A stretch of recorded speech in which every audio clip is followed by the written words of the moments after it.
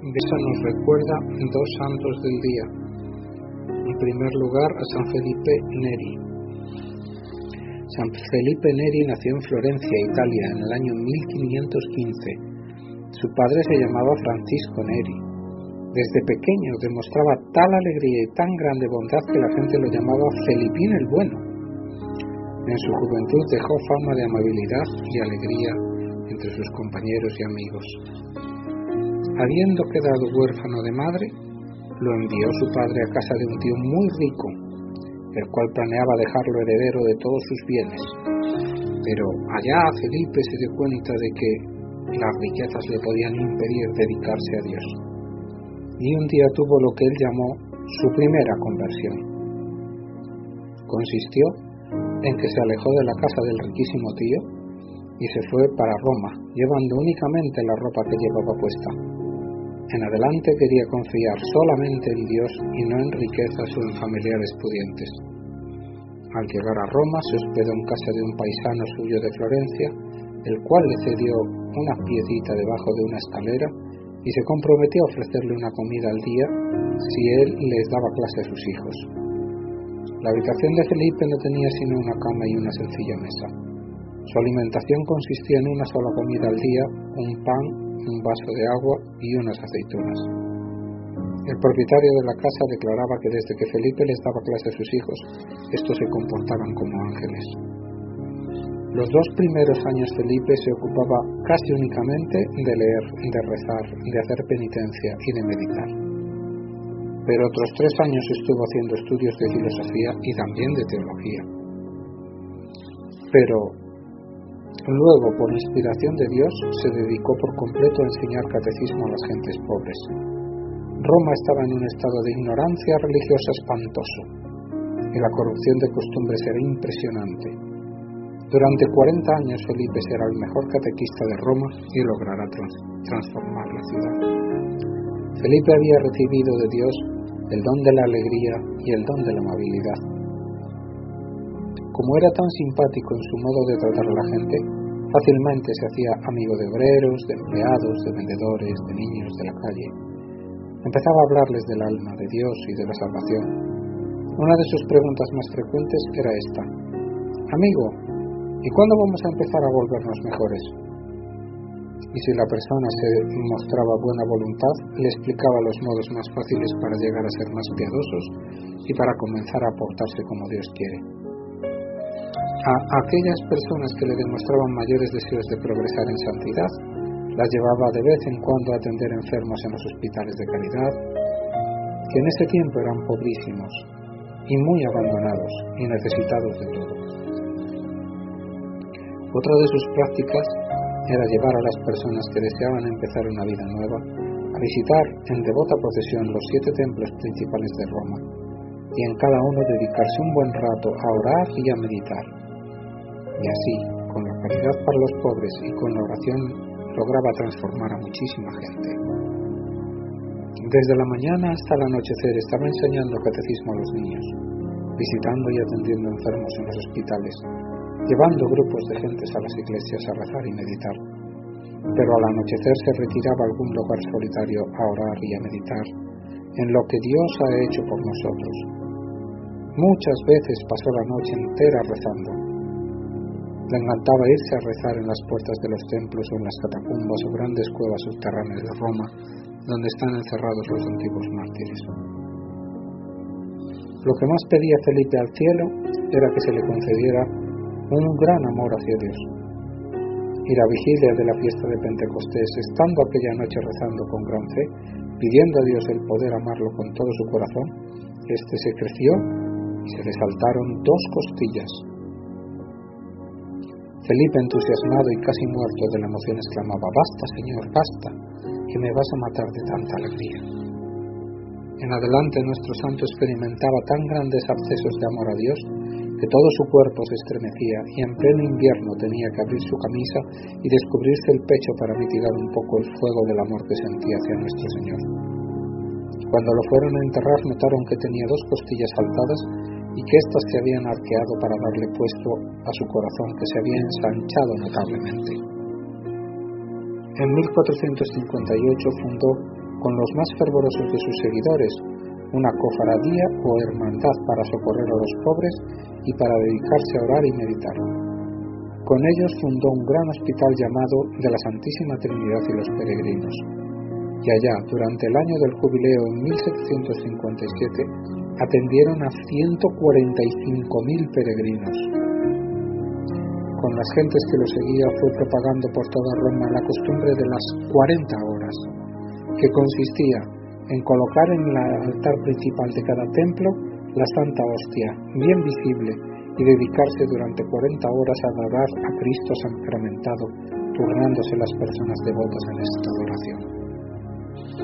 A los 34 años todavía era un simple seglar, pero a su confesor le pareció que haría inmenso bien si se le ordenara de sacerdote, y como había hecho ya los estudios necesarios, aunque él se sentía totalmente indigno, fue ordenado sacerdote en el año 1551.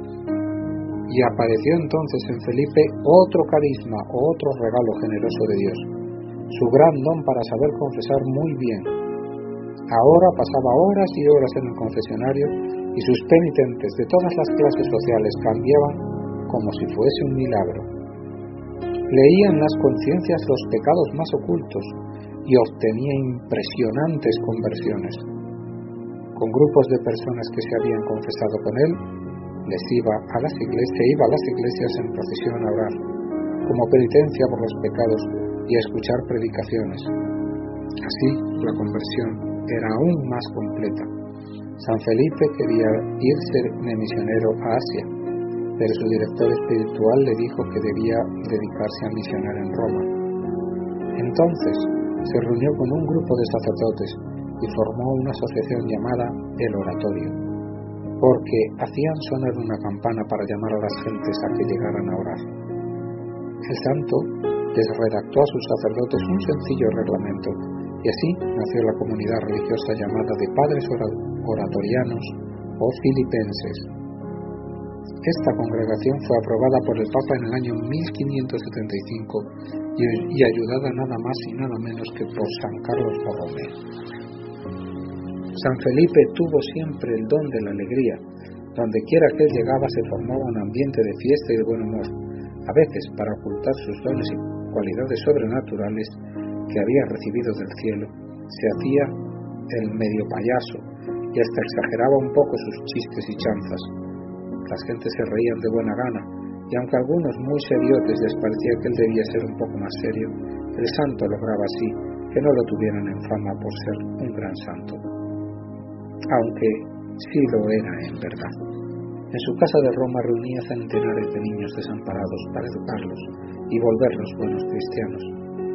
Estos muchachos hacían un ruido ensordecedor y algunos educadores los regañaban fuertemente.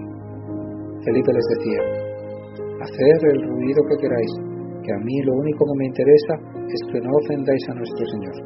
Lo importante es que no pequéis. Lo demás no me disgusta.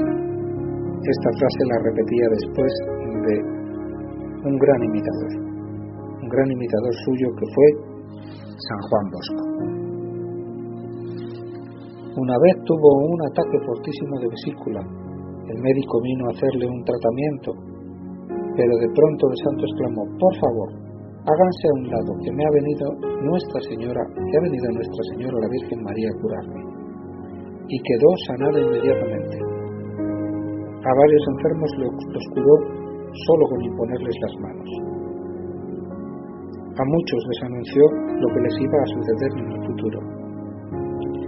En la oración le venían los éxtasis y se quedaba sin darse cuenta de lo que sucedía a su alrededor. Muchas personas vieron que su rostro se llenaba de luces y resplandores mientras rezaba y mientras celebraba la Santa Misa. Y a pesar de todo esto se mantenía inmensamente humilde y se consideraba el último de todos y el más indigno pecador. Los últimos años los dedicó a dar dirección espiritual. El Espíritu Santo le concedió el don de saber aconsejar muy bien, y aunque estaba muy débil de salud y no podía salir de su cuarto, por allí pasaban todos los días numerosas personas. Los cardenales de Roma, obispos, sacerdotes, monjas, obreros, estudiantes, ricos, pobres, jóvenes, viejos, todos querían pedirle consejo. y volvían a sus casas llenos de paz y de deseos de ser mejores. Decían que toda Roma pasaba por su habitación. Empezó a sentir tales fervores y tan grandes éxtasis en la Santa Misa después de la consagración, que el que la acolitaba se iba después de la elevación y volvía 2 horas después y alcanzaba a llegar para el final de la misa. El 25 de mayo del año 1595, su médico lo vio tan extraordinariamente contento que le dijo: «Padre, jamás lo había encontrado tan alegre». Y él le respondió: «Me alegré cuando me dijeron: vamos a la casa del Señor». A la medianoche le dio un ataque y, levantando la mano para bendecir a sus sacerdotes que lo rodeaban, expiró dulcemente. Tenía 80 años. El Papa lo declaró santo en el año 1622 y las gentes de Roma lo consideraron como su mejor catequista y director espiritual. Bendito San Felipe Neri, ruega por nosotros pecadores. Amén. La Ciprense nos recuerda también a otra santa, también de este día 26 de mayo, que es Santa Mariana de Jesús Paredes, azucena de Quito, Ecuador. Su nombre completo era Mariana de Jesús Paredes Flores. Nació en Quito, Ecuador, en el año 1618.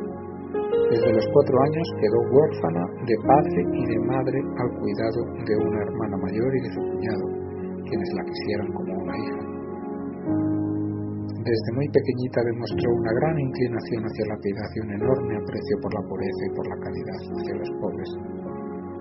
Ya a los 7 años invitaba a sus sobrinas, que eran casi de su misma edad, a rezar el rosario y también a hacer el Vía Crucis. Se aprendió el catecismo de tal manera bien que a los 8 años fue admitida a hacer la primera comunión, lo cual era una excepción en aquella época.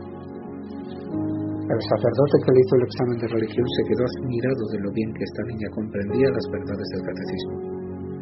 Al escuchar un sermón acerca de la cantidad tan grande de gente que todavía no logró recibir el mensaje de la religión de Cristo, dispuso irse con un grupo de compañeritas a evangelizar a los paganos. Por el camino las devolvieron a sus casas porque no se daban cuenta de lo grave que era la determinación que habían tomado. Otro día se propuso irse con otras niñas a una montaña a vivir como anacoretas dedicadas al ayuno y a la oración. Afortunadamente un toro muy bravo las devolvió corriendo a su ciudad. Entonces su cuñado, al darse cuenta de los grandes deseos de santidad y oración de esta niña, trató de obtener que las recibieran en una comunidad de religiosas. Pero las 2 veces que trató de entrar de religiosa, se presentaron contrariedades imprevistas que no le permitieron estar en el convento. Entonces, ella se dio cuenta de que Dios la quería santificar quedándose en el mundo.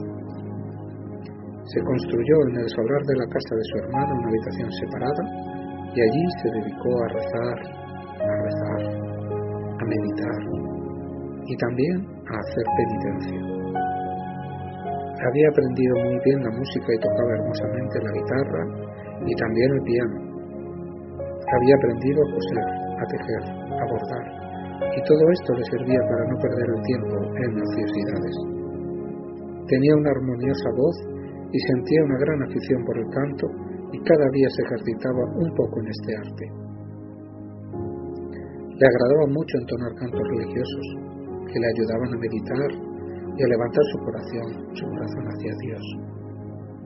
Su día lo repartía entre la oración, la meditación, la lectura de los libros religiosos, música y canto y los trabajos manuales. Y su meditación preferida era la pasión y la muerte de nuestro Señor Jesucristo. En el templo de los padres jesuitas encontró un santo sacerdote que hizo de director espiritual y le enseñó el método de San Ignacio de Loyola, que consiste en examinarse 3 veces por día la conciencia, por la mañana para ver qué peligros habrá en el día y evitarlos, y qué buenas obras tendremos que hacer. El segundo examen al mediodía acerca del defecto dominante, aquella falta que más cometemos, para planear cómo no dejarse vencer por esa debilidad. Y el tercer examen por la noche acerca de todo el día, analizando las palabras, los pensamientos, las obras y las omisiones de esas horas. Estos 3 exámenes le fueron llevando a una gran esclavitud en el cumplimiento de sus deberes de cada día. Para recordar frecuentemente que iba a morir y que tendría que rendir cuentas a Dios, se consiguió un ataúd y en él dormía varias noches cada semana. Y el tiempo restante lo tenía lleno de almohadas que semejaban un cadáver para recordar lo que le esperaba al final de la vida. Se propuso cumplir aquel mandato de Jesús: quien desee seguirme, que se niegue a sí mismo. Y desde muy pequeña empezó a mortificarse en la comida, en la bebida, en el dormir. En el comedor colocaba una canastilla debajo de la mesa y se servía en cantidades iguales a todos los demás, pero sin que se dieran cuenta, echaba buena parte de estos alimentos en el canasto y los regalaba después a los pobres. Uno de los sacrificios que más la hacían sufrir era no tomar ninguna bebida en los días de mucho calor, pero lo animaba a esta mortificación el pensar en la sed que tuvo Jesús que sufrir en la cruz. Se colocaba en la cabeza una corona de espinas mientras rezaba el rosario.